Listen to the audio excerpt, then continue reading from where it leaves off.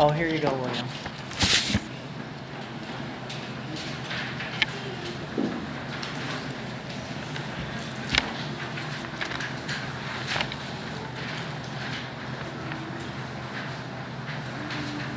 All right, so Proverbs, Book of Proverbs.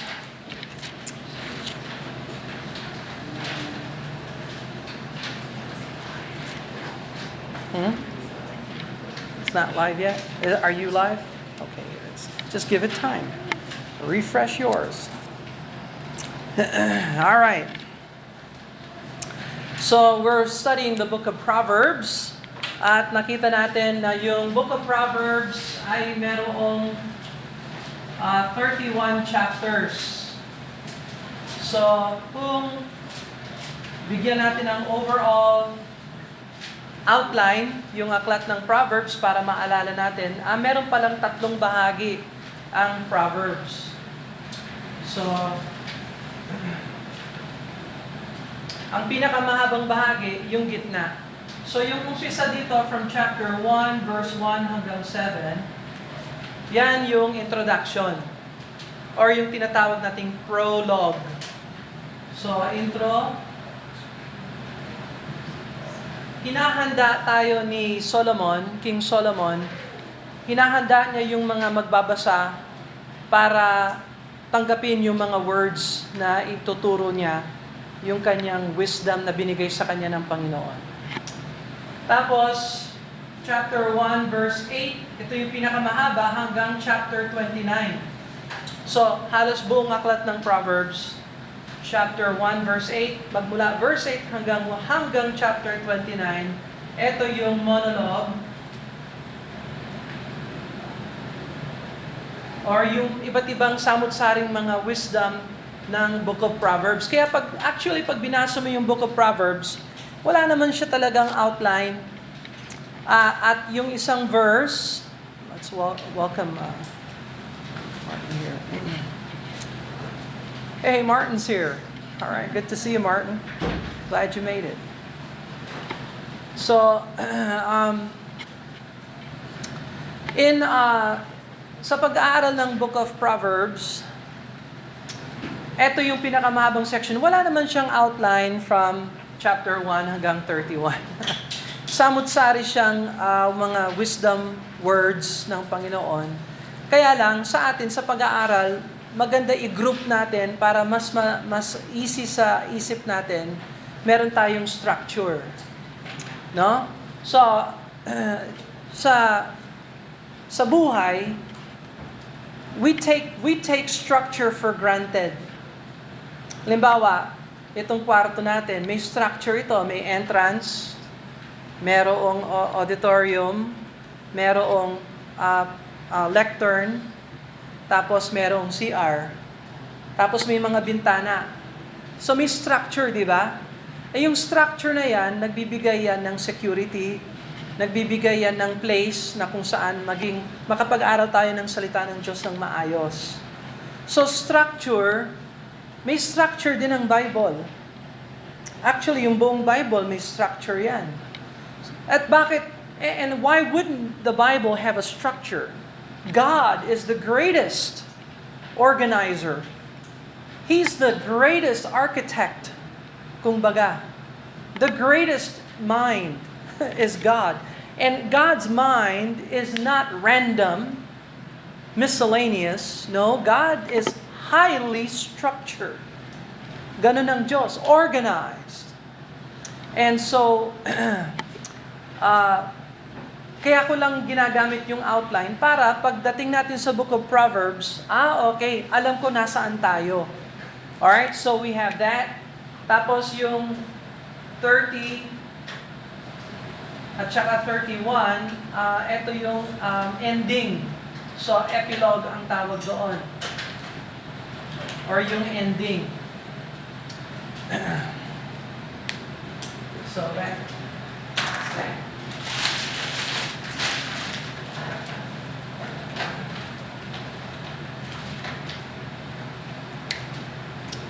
Alright.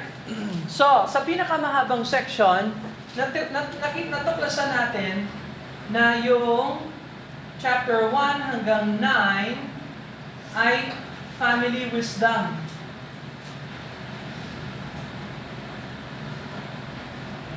Dumaan na tayo sa chapter 1 hanggang chapter 9. We finished that.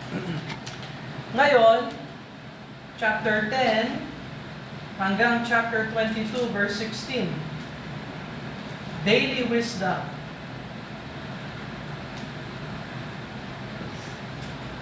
So, we just call it daily wisdom. Tapos, 22, 17, hanggang 24, ito yung words of wisdom. Words of wisdom. Chapter 22 hanggang 24. Ano yung pinag-aaralan natin ngayon? Does Brother Martin have a study note? Okay, so we're now in chapter 24.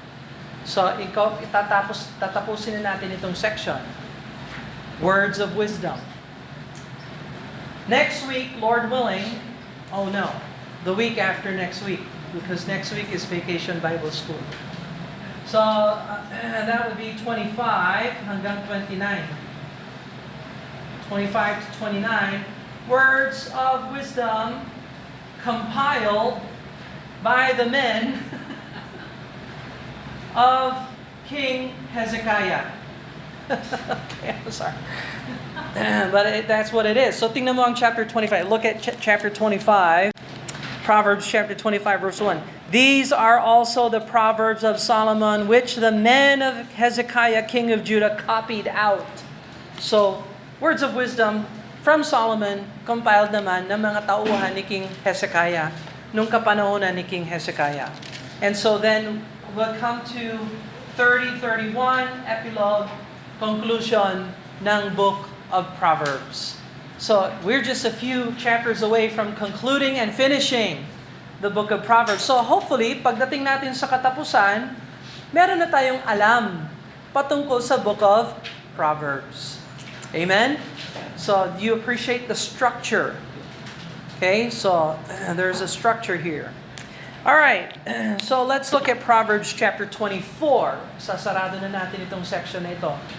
At nagsimula tayo sa section na ito sa chapter 22 verse 17. So pansinin mo yung 22:17. What does it say there? 22:17. Bow down thine ear and hear the words of the wise. There you have the words of the wise.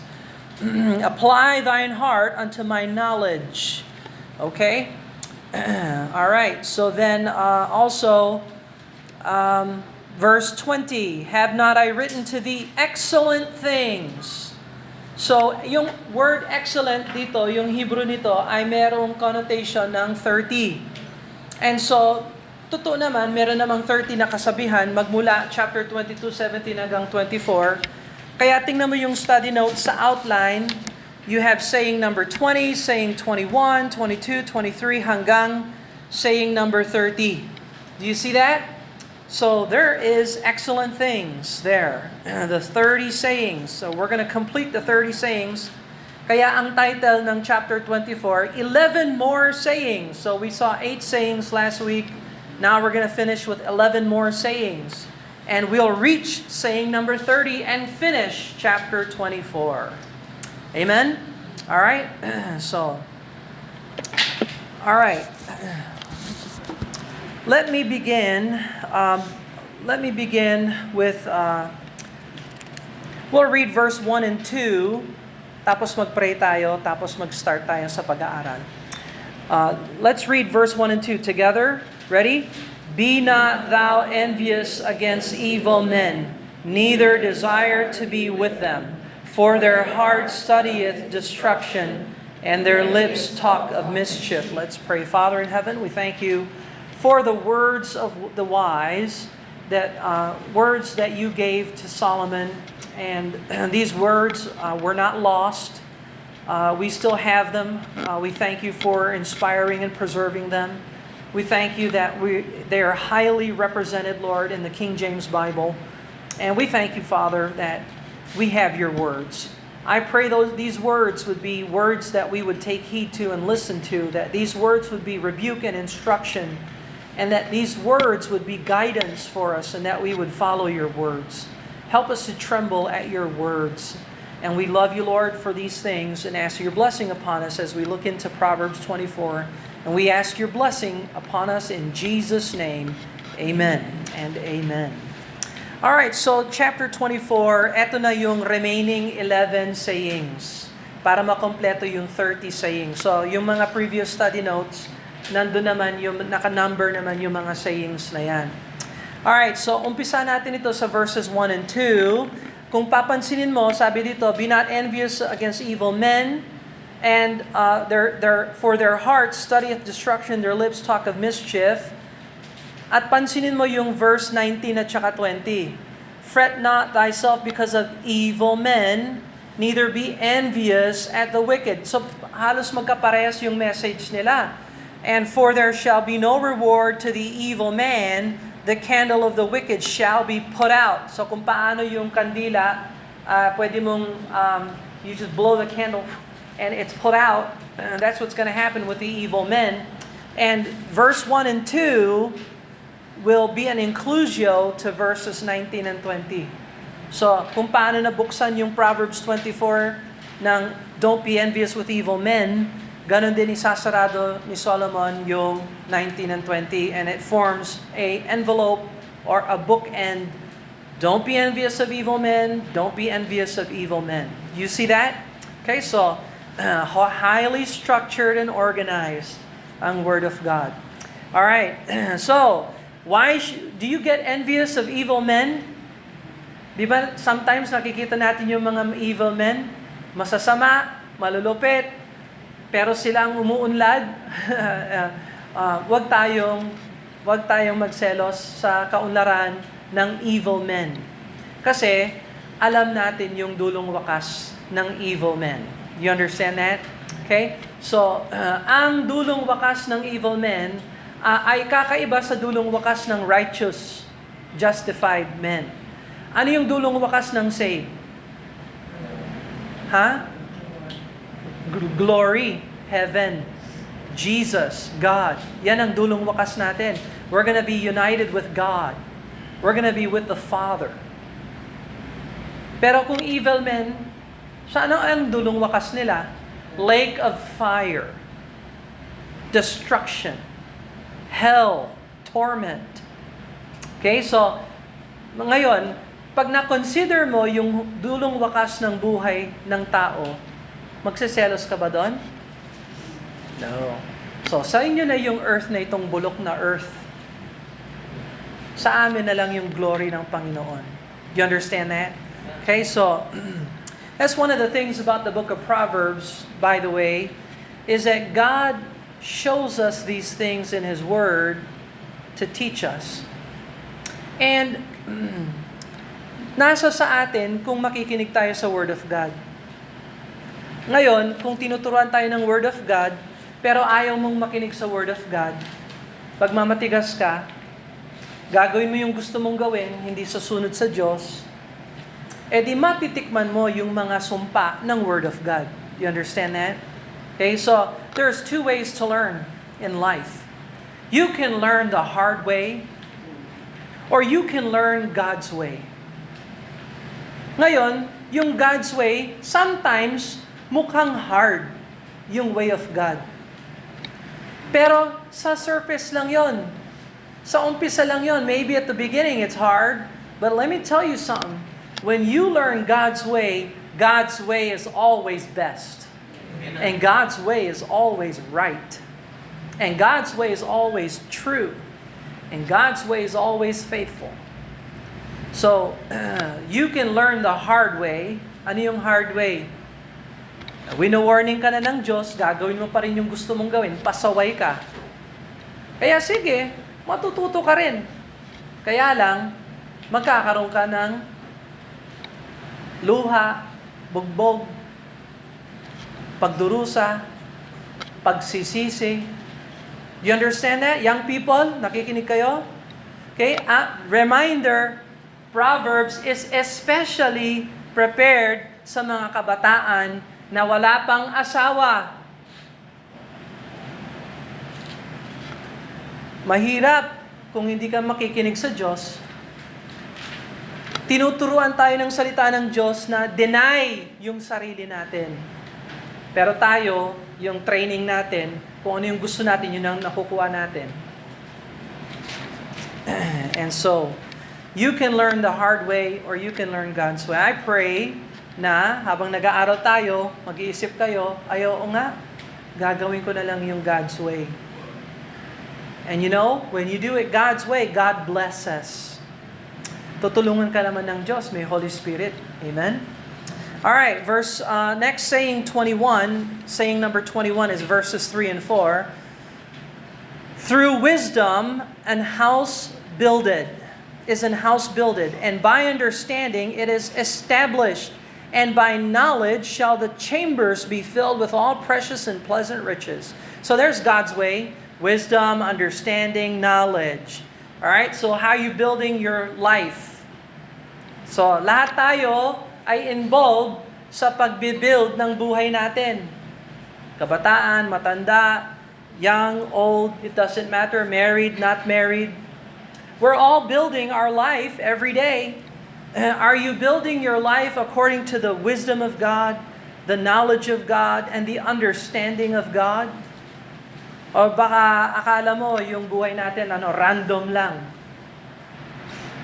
Kung maswertehan ako, maswerte. No?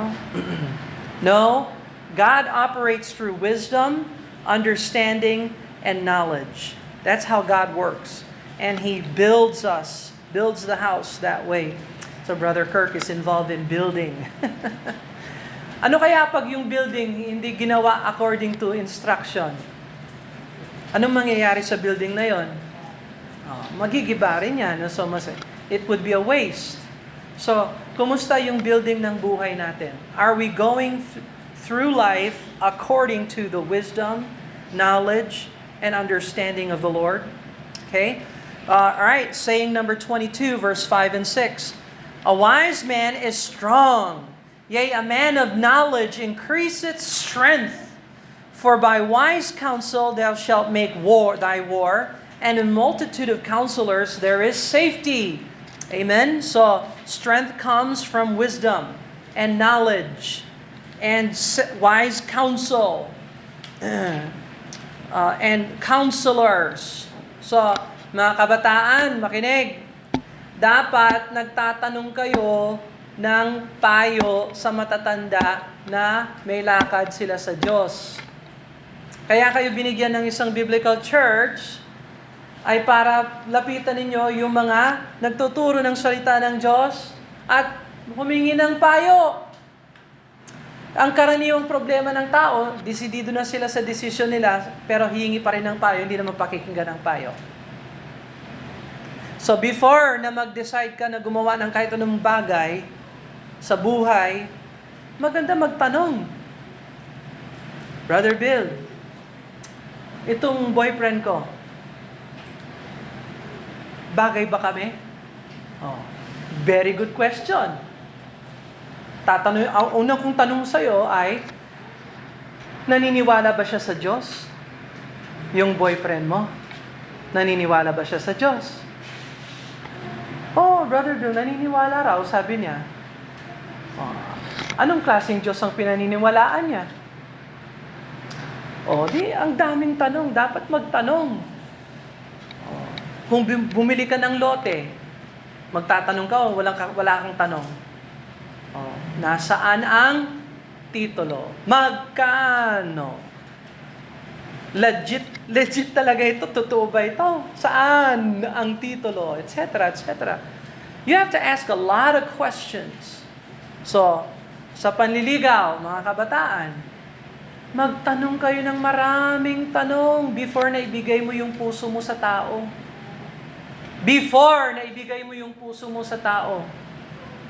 Ay, wala pa tayo sa Song of Solomon. But we're getting there.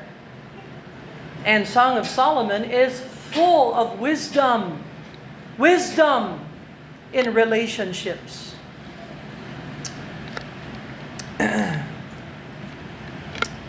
So, you want to be strong, then operate on wisdom, knowledge, and counsel, wise counsel. So kung tutuusin, lahat tayo dapat mayroong at least 66 counselors. Ano yung 66 counselors natin? Si Moses, si Joshua, si Samuel. Ilang books yung Bible?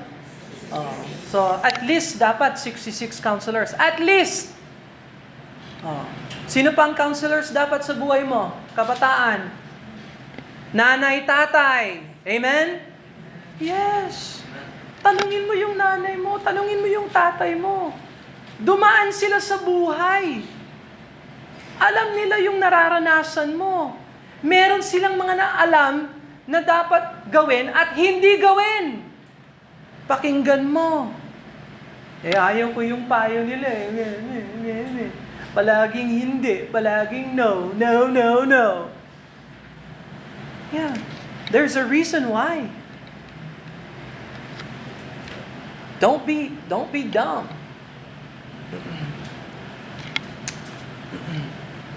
Tapos kapag nabigyan ka naman ng counsel, sumunod ka naman sa counsel. Inaksaya mo lang yung oras ng tao. Hingi ako ng payo, Brother Bill. Bigyan kita ng payo. Hindi ko pakikinggan yung payo.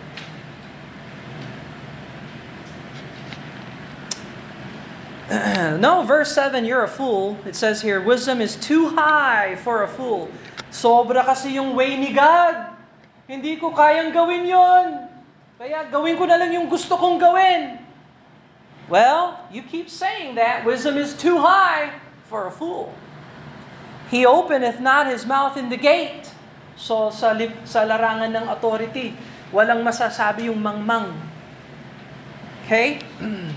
By the way, mga kabataan, yung authority sa buhay mo, sino yung authority sa buhay mo?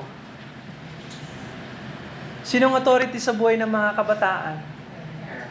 Si nanay, si tatay. Yes. Authority yan sa buhay mo. So, yung mangmang, sabi lang yan nila, you're a fool. You're a fool. Sino pang authority ng mga kabataan, lalo na sa church? Yung mga pastors and teachers ng church. That's an authority. So, nagpipreach, nagtuturo. Pero, yung preaching, that's not for me. That's too high. I can't do that. So, alam ba ng Diyos na hindi mo kayang gawin yung way of God? Yes. Kaya binigyan tayo ng Holy Spirit. Yung Holy Spirit na nakatira sa atin, habang may nagtuturo ng Bible, sumasang-ayon tayo kasi may Holy Spirit tayo sa Word of God. Siya ang Holy Spirit na nakatira sa iyo bilang Kristiyano, ang nagsulat ng Bible. Kaya pag tinuturo ang Bible, yung Holy Spirit sa iyo nagsasabing, Amen! Ngayon, kung willing ka na sumunod, tutulungan ka ng Diyos na sumunod. Pero kung nakaupo ka dyan at sasabihin mo, it's too high! Ayan, lagot ka. You're a fool. Alright, verse 8 and 9, saying number 24. Pag gumagawa ka ng evil, he that deviseth to do evil shall be called a mischievous person. The thought of foolishness is sin, and the scorner is as an admonition to men. So, those that devise to do evil, gagawa ko ng masama. Linaplano ko pa kung paano ko gagawa ng masama. You know, mabubunyag ka rin sa kalokohan na ginagawa mo. People will see. Now, if you're a man of integrity and truth, people will see.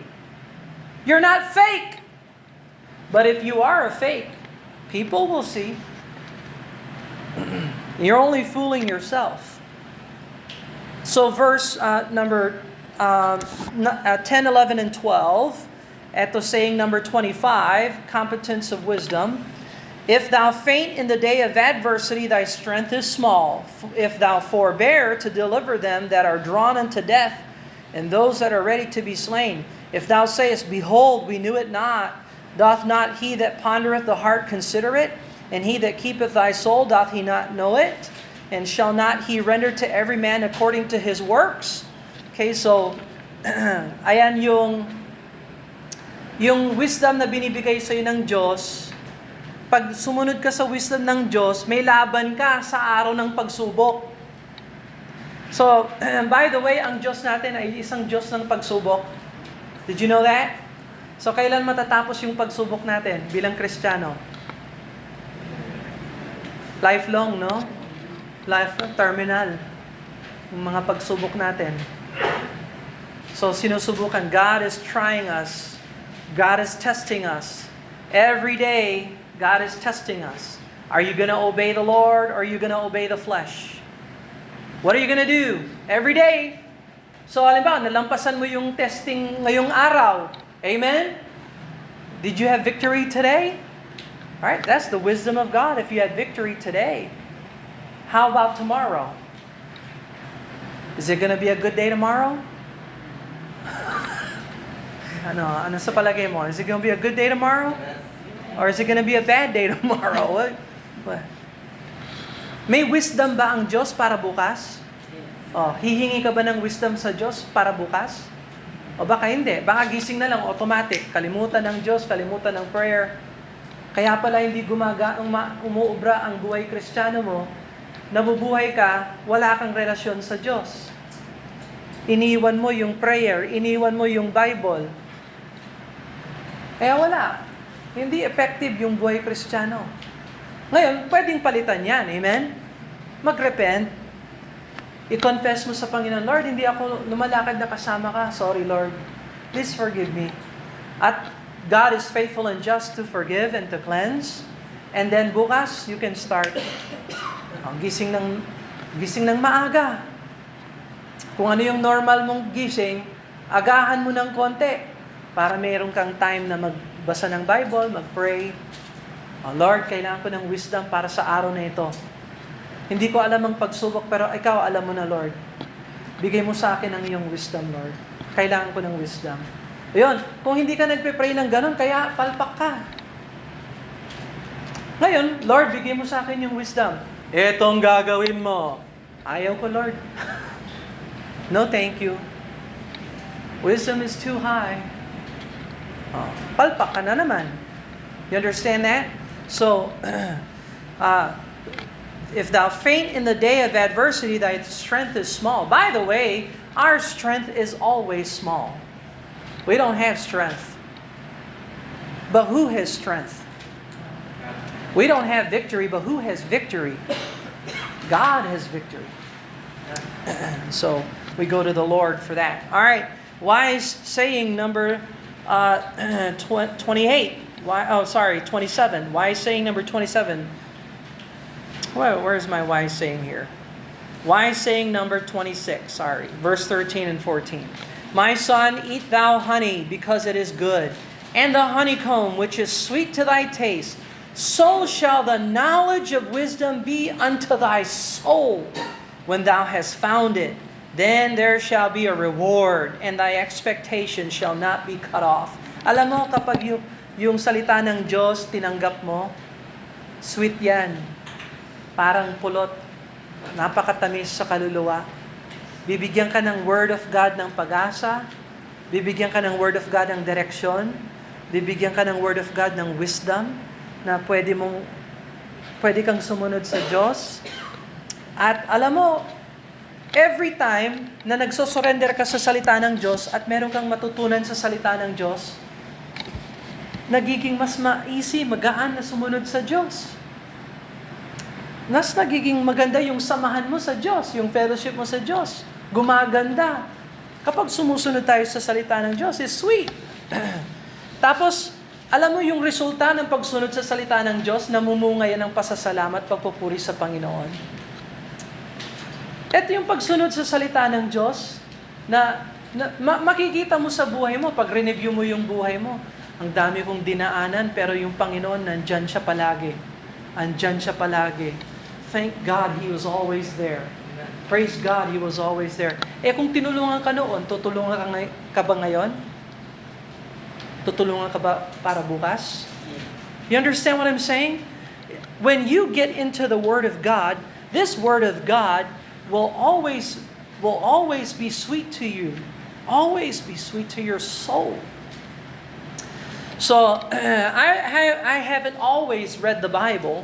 I haven't always heard biblical teaching and biblical truth. Naalala ko, I remember when I was saved, 15 years old, I was saved. Punta ako sa Baptist Church. Umupo ako. Young people naman ako. Umupo naman ako dyan. Siguro second row. Nakinig ako ng preaching. Ang dami kong natutunan na hindi ko alam. Amen? You know what I'm saying? If you're a first generation Christian, you know what I'm talking about. Biblical truth. Isa sa mga napag-aralan ko, baptism. Kailangan pala ng baptism. Ngayon ko lang nalaman yun. Yung baptism pala, hindi pala pang salvation. Para pala yan sa panglingkod sa Panginoon, hindi salvation ang usapan. Nung nagturo yung pastor, bago ito, hindi ko narinig ito. Tanggapin ko yan. Nagbago yung buhay ko. You understand that? Holy Spirit, turos patungkol sa Holy Spirit. Ganun pala, may Holy Spirit pala sa Bible. Nung tinanggap ko yung teaching, pag nagpe-pray ako, alam ko, nandyan ang Holy Spirit. Yung Holy Spirit nag-guide sa buhay. Tuturuan ka ng Panginoon kung makinig ka sa Panginoon. So lumago ako. Sunday church, nag-preach yung pastor. Mag-church kayo sa Sunday. Sabi ko, ganun pala? Ngayon ko lang narinig yan bilang young people. Dati ang puntahan ko, yung mga kaibigan ko, yung mga kabats ko, yung mga laro or whatever, lalo na yung video games. Nako, ilang oras binuhos ko doon. Sayang. Sana nag-aral na lang ako ng Hebrew, ng Greek.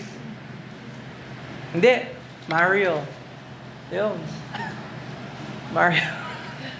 Tsaka kung ano pang kalokohan. Foolishness. Pero nung narinig ko yung truth, at tinanggap ko yung truth, at pinalitan ko yung buhay ko based upon truth, gumanda ang pakikisama ko sa Diyos. Naging sweet yung fellowship ko sa Panginoon. And so on and so forth. Because God designed His Word to give us instruction on how to have fellowship with God. So kung wala ka sa Word, wala ka sa fellowship ng Panginoon. Kaya hinahanap mo yung fellowship sa tao. Wala kang lakad sa Diyos. Kaya may takot ka sa tao, wala kang takot sa Diyos. Kaya inuuna mo yung tao, hindi yung Panginoon. You're not listening to the Word of God. Alright, wise saying number, 27. The just man versus the wicked man. Lay not wait, O wicked man, against the dwelling of the righteous. Spoil not his resting place. For a just man falleth 7 times and riseth up again, but the wicked shall fall into mischief. Tingnan mo, mercy ng Panginoon, kinakausap na ng Panginoon, yung mga wicked. Hoy, kayong mga wicked, huwag kayong magtangka na gumawa ng mali sa mga matutuwid. Lagot kayo sa akin. And so, tingnan mo, ang gracious ng Panginoon, yung Word of God, hindi yan pinagkakait. Yung Word of God, hindi lang para sa mga saved. Para rin yan sa mga unsaved. Ano ka? Are you saved or unsaved? Sana. I hope so. Are you saved or not saved?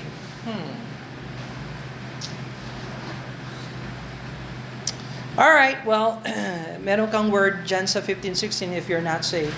Alright, saying 28, verse 17 and 18, Rejoice not when thy enemy falleth, and let not thine heart be glad when he stumbleth, lest the Lord see it, and it displease him, and he turn away his wrath from him. Tingnan mo, may warning talaga ang Panginoon. Huwag kang magalak sa pagbagsak ng iyong kaaway. Bakit? Kasi kapag bumagsak yung kaaway mo, impyerno ang punta niya. Magagalak ka ba? No. that would be wicked. That would be sinful evil. So, lest the Lord see it and it displease Him and He turn away His wrath from him. Baka ibaliktad pa yun ng Panginoon.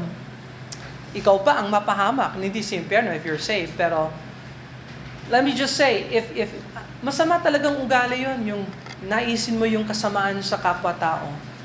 Kahit na masama siya, kahit na malupit siya, kahit na may pagkakamali siya, wag mo namang naisin na mapahamak siya, mapunta siya sa mali. Ang prayer talaga, Lord, bigyan mo ko ng blessing para makausap ko siya patungkol sa Panginoong Jesucristo para maituwid naman ang kanyang way. You understand that? So, challenge yan. Kasi ano yung natural default setting natin? Kaaway kita, magdusa ka. So, that's our natural tendency ng heart. So, tinuturuan tayo ng Panginoon how to let the Holy Spirit control us. Verse 19-20, ayan, parallel sa verse 1 and 2, nabasa na natin yan. Last verse, number 21-22, My son, fear thou the Lord and the King, and meddle not with them that are given to change. Ano itong meddle not with them that are given to change? Ganito yon.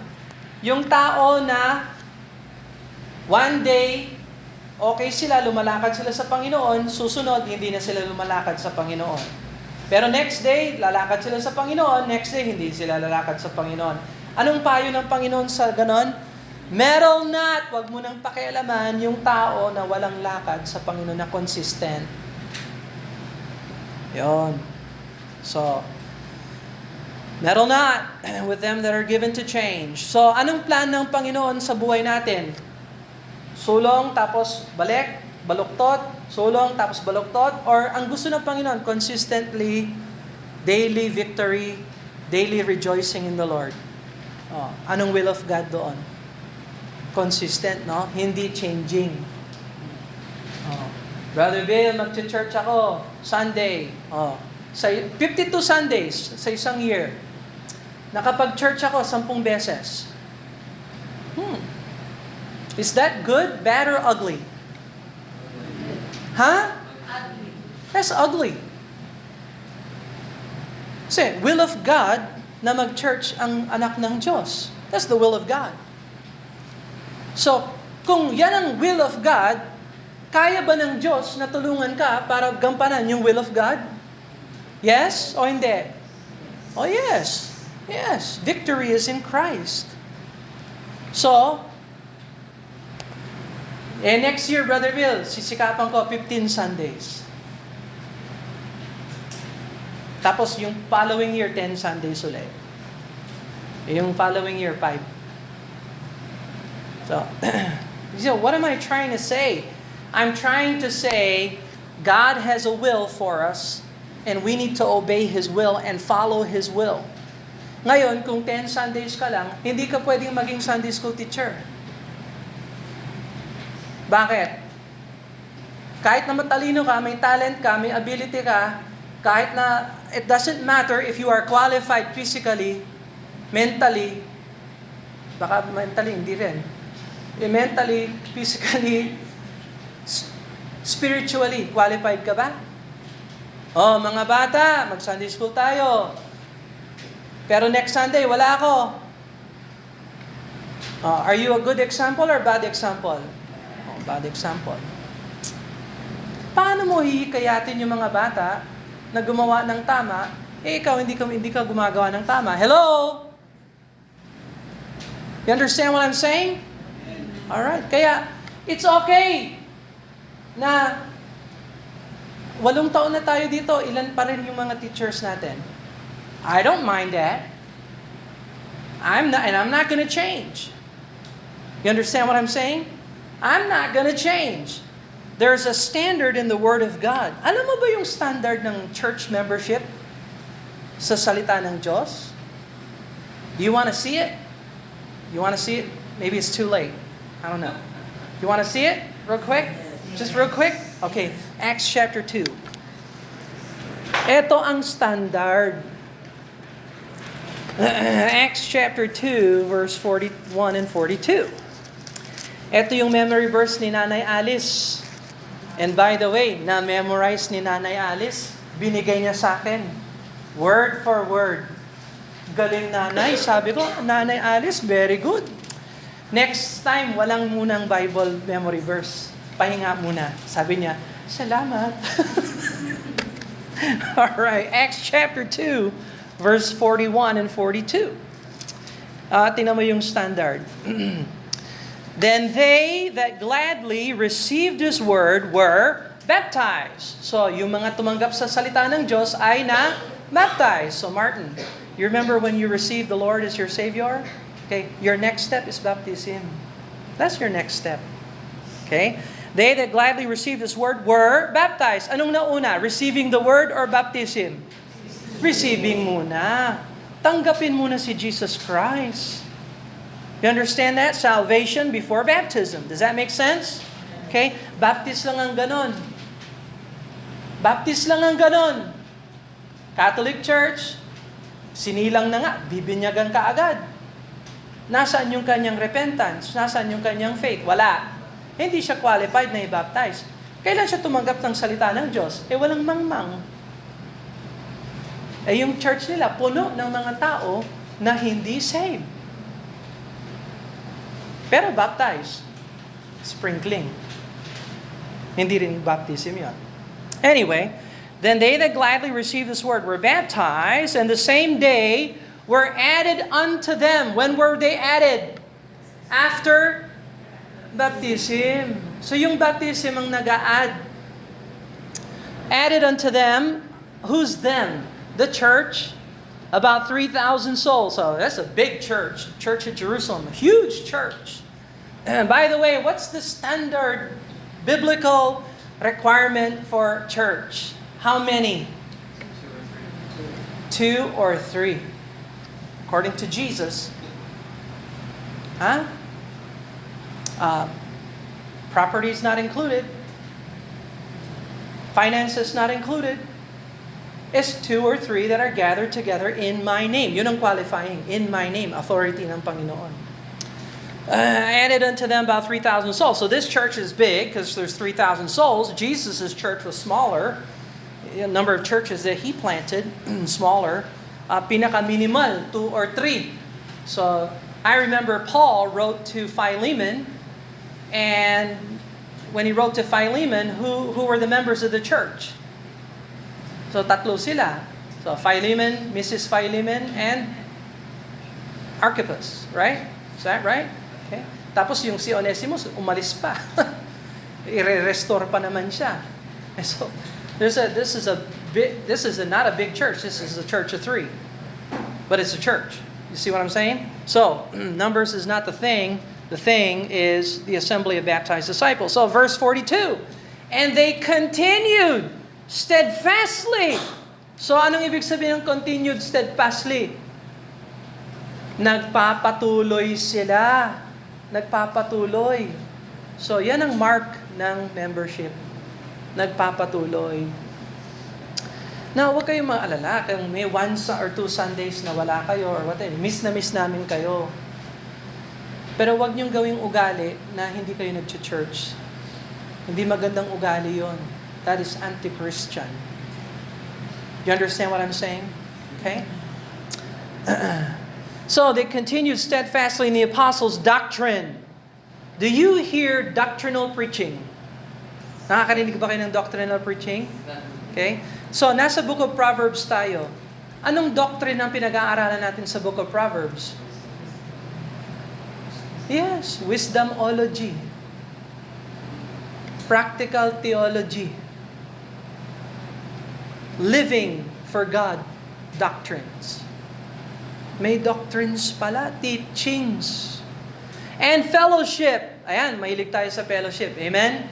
Ano yung fellowship? Yung fellowship, yung pag nagsasama-sama na tayo. Yan yung before church, after church. Yun, masarap yung fellowship. Nakikita ko kayo dito. May kwek-kwek kayo, ha? Whatever. That's pagsasama. That's wonderful fellowship. Nakaka-encourage pag nakikita namin kayo. You're a blessing. Ay, nandyan si Brother Bren. Ay, nandyan si Ate Sadia. God bless you. Amen. Ay, nandyan si Brother Kirk. Good to see ya. Ay, wala si Cham.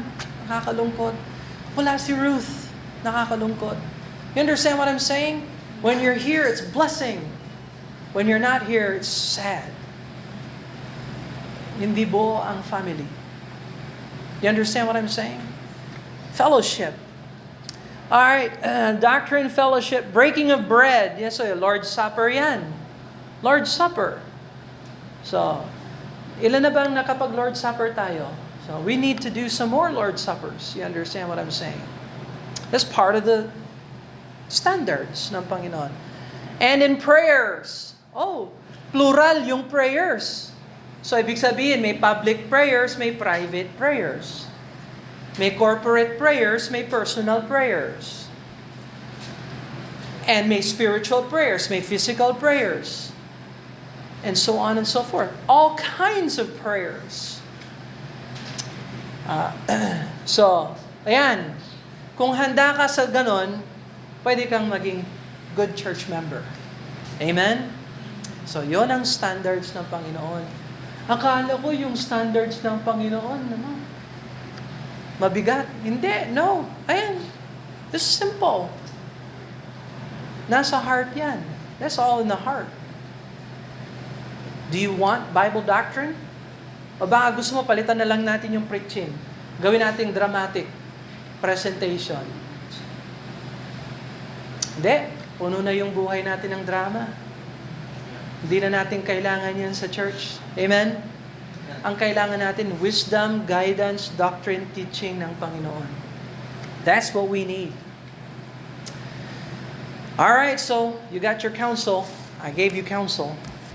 So, are you going to fear the Lord? Verse 21, my son, fear thou the Lord. So, nabanggit ko last time, the fear of the Lord sa chapter 23. That's the last time. So, 14 times sa book of Proverbs, the fear of the Lord. Yung parirala, fear of the Lord, lumilitaw. Pero yung fear thou the Lord is the only place. And it's in chapter 24. So yung tema ng fear of the Lord ay pinagpapatuloy ni King Solomon. Fear thou the Lord. And the king. Sino yung king? Yung hari, yung government. So, may takot tayo sa Diyos, may takot din tayo sa government.